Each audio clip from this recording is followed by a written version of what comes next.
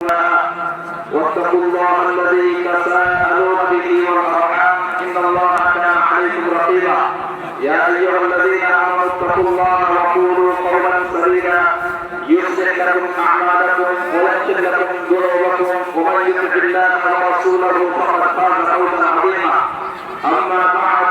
فان خير الحديث كتاب الله وخير الهدي هدي محمد صلى الله عليه وسلم وشر الامور محدثاتها وكل محدثه بدعه وكل بدعه ضلاله وكل ضلاله في النار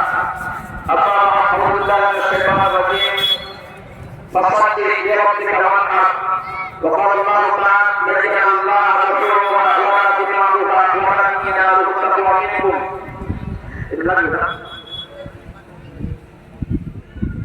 উপস্থিত বক্তব্য এলাকা মুসল্লি হযরত বাংলাদেশী মানববন্ধন প্রশংসা আল্লাহ রাব্বুল আলামিনের জন্য শান্তি বর্ষিত হোক রাসূল সাল্লাল্লাহু আলাইহি ওয়াসাল্লামের উপর সাল্লাল্লাহু আলাইহি ওয়াসাল্লাম। সম্মানিত উপস্থিতি, আজকের দিনটি হলো কুরবানির দিন। এদিকে হাদিসের ভাষায় বলা হয়েছে ইয়াউমুন নাহর, মানে নাহর মানে হলো কুরবানি করা। নাহর বলা হয় ঈদের ক্ষেত্রে নাহর ব্যবহার হয়, ওগুলোকে জমি ধরে দেওয়া, এটাকে নাহর বলা হয়। আর জবে বলা হয় পশুকে নাম করে শোয়া করে যেটা ছুরি চালানো হয়, এটাকে জমা বলা হয়। এই তিনটার ব্যাপারে আল্লাহ রাব্বুল আলামিন বলেছেন আকসারু আইয়ামিদ দুনিয়া ইয়াউমুন নাহর। পৃথিবীতে যতগুলি দিন আছে, যতগুলো আপনার দিন আছে, সমস্ত দিনগুলির মধ্যে সবচেয়ে উত্তম হচ্ছে কুরবানির দিন। সপ্তাহের সবচেয়ে উত্তম দিন হলো জুমার দিন, কিন্তু বছরে আপনার সবচেয়ে উত্তম দিন হচ্ছে এই কুরবানির দিন। এই কারণ এই আল্লাহ তাআলা কুরবানি করতে আদেশ করেছেন। মহান আল্লাহ বলেন ফাসাল্লি লিরাব্বিক, আপনি আপনার রবের জন্য সালাত আদায় করুন, ওয়ানহার এবং আপনার রবকে সন্তুষ্ট করার জন্য কুরবানি করুন। কুরবানি এক গুরুত্বপূর্ণ ইবাদত, যে সমস্ত ইবাদতগুলি মাধ্যমে আল্লাহ রাব্বুল আলামিনকে রাজি খুশি করা যায়, তার মধ্যে উল্লেখযোগ্য হলো আপনার কুরবানি। রাসূল সাল্লাল্লাহু আলাইহি ওয়াসাল্লাম ইবনে উমর বলেন, মদিনাতে নবী ছিলেন 10 বছর। আকাম রাসূলুল্লাহ সাল্লাল্লাহু আলাইহি ওয়াসাল্লাম 10 সিনিন ইউদাহি, 10 বছর তিনি কুরবানি করেছেন। 10 বছর মদিনাতে ছিলেন, 10টি বছরই নবী কুরবানি করেছেন। কুরবানির মহত্ব শুধু তাই নয়,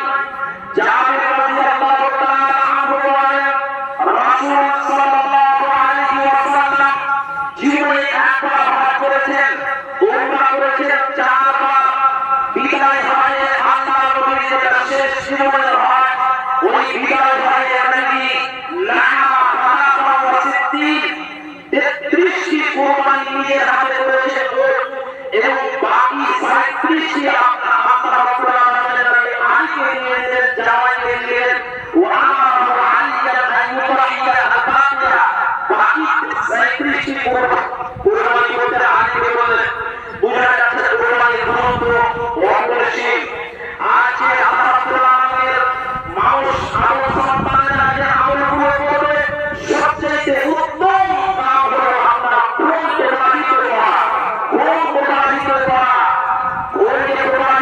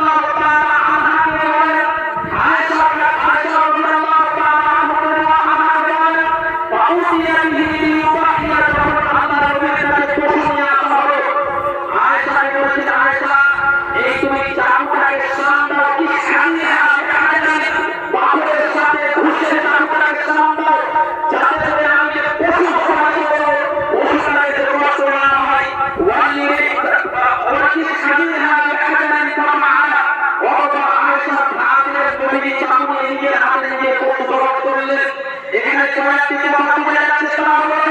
যে নিজের পশু আপনি যদি পারদর্শী হন তাহলে আপনি ছোটে নিজে জবাই করবেন আপনার পশু আপনি নিজে জবাই করবেন আপনার পশু আপনার হাতে যদি পারদর্শী হন নিজে করবেন তোমরা কি করবেন তোমরা তেমনটা শুনে রাখুন পশু গ্রহণ জবাই করতে যাবেন আপনি আগে বলতে পারেন আল্লাহ এই খাসিটা আমার পক্ষ থেকে এবং আমার পরিবারের পক্ষ থেকে তারপরে বলে বিসমিল্লাহ আল্লাহু আকবার বলে আপনি শুরু করা অথবা আপনি বলেন বিসমিল্লাহ আল্লাহু আকবার সবাই উপস্থিত আছে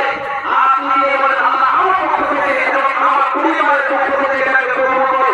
যদি আপনার অনেক লোক থাকে তাহলে বলবেন আল্লাহ এটা আমাদের পক্ষ থেকে এটাকে গ্রহণ করো এইভাবে আপনি পশু জবাই করবেন শুধু তাই নয় পশু আপনার চারটি আপনার কিনা এখানে রোগ আছে খাদ্য নাই শ্বাস নাই তার সাথে দুটো ছোট রোগ আছে এই রোগগুলোকে কাটবেন যতক্ষণ পর্যন্ত ভালোভাবে না কাটবেন আপনি পশু পায়ে কাটবেন না আপনি হাত কাটবেন না চামড়া ফালাবেন না এটা আমরা অধিকাংশ ভুল করি পশু জমা করতে না করতে আমরা চামড়া খোলা মানে কাটতে আর পশু হাত কাটতে আমাকে রোগাক্ত হয়ে যায় জিনা নিঃশেষ হতে আরেকটা ভুল করি রক্তকে চিকে থাকি জিনা ওই ধরনের ভুল হচ্ছে আপনারা ওই পশু যত রক্ত আছে সবগুলো চিকে থাকবেন না যত রক্ত আছে শরীরে পশু সবগুলো বেরিয়ে যাবে যখন স্বাভাবিক হয়ে যাবে তখন পশু আপনি অন্য খাদ্যের পা খাবেন আরেকটা ভুল করি সময় না করে আমরা ভুল করে ভুতা দিয়ে না বিশেষজ্ঞ বলেছেন যে আপনার ভুতা দেওয়ার কারণে ওর হাত একটা করে যখন সে স্বাভাবিক গতিতে মরে না এমনি আপনার মাঝে হাত একটা করে এটা পশু মাংস খাওয়া যাবে না অতএব ওটা থেকে বেঁচে থাকবেন শুধু তাই নয় আল্লাহ নবীর একদিন এক সাহাবী শ্রম দিয়ে যাচ্ছেন আল্লাহ রাসূলুল্লাহ সাল্লাল্লাহু আলাইহি আল্লাহ নবী একটি শ্রম দিয়ে যাচ্ছেন লোকটি তার কুরবানির পশুকে শুইয়ে দিয়েছে আর শোয়ানোর পরে সে যখন ওই আল্লাহ চাকুতে শান দিচ্ছে ধার দিচ্ছে আল্লাহ নবী তাকে দেখে বললেন তুমি কি একটা পশুকে জমা করবে একটা জমা করছো তখন তোমার কষ্ট হচ্ছে কষ্ট আই জমা করা আই তার সামনে ভাবে ধার হবে কষ্ট ধার দিচ্ছে কষ্ট আছে বলবে না সম্মানিত উপস্থিতি ইসলাম হলো শান্তির ধর্ম আল্লাহ নবী বলেছেন পুরো পশু প্রাণীদের মানুষের মাধ্যমে কষ্ট না হয় একটা হাদিস আমরা বলছি আবু দাউদের হাদিস আব্দুল্লাহ ইবনে মাসউদ রাদিয়াল্লাহু তাআলা আনহু বলেন আমরা একটা শহরে আল্লাহ নবীর সাথে ছিলাম আল্লাহ নবী সাল্লাল্লাহু আলাইহি ওয়াসাল্লাম পেশাব পায়খানা করতে দেবেন আমরা দেখতে পেলাম এটা কিভাবে পানি রেখে লাল পানি ভরে পানি ওই পাখিটার সাথে দুটো বাচ্চা আছে আমরা বললাম পাখিটাকে ছেড়ে দিয়ে তার দুটো বাচ্চাকে ধরে নিয়ে শিকার করলাম এবার ভাগনা হাঁটি ওই পাখিটা আমাদের মাথার উপরে তার আনন্দ করলো আপনার বাচ্চা যখন আমার কাছ থেকে বিচ্ছেদ হয়ে যায় আল্লাহ আপনার কাছে হাত থেকে পেশাব পায়খানা কাছে দেখে পাখিকে ধরে আপনার ছোটাছুটি করছে আল্লাহ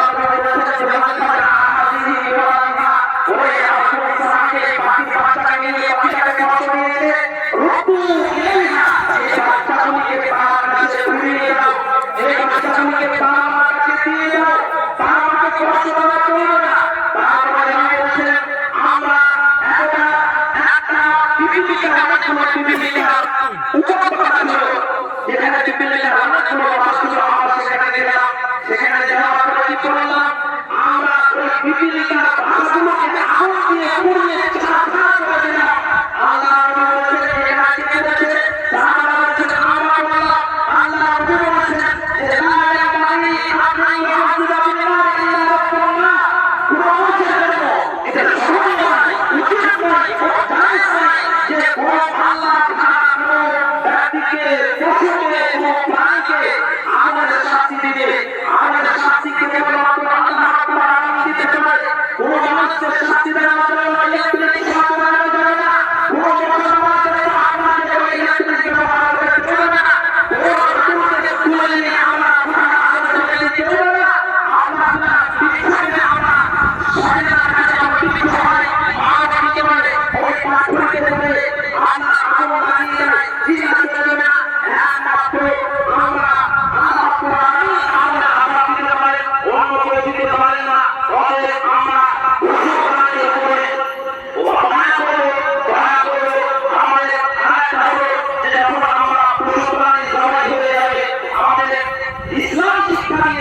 যে আত্মবোধ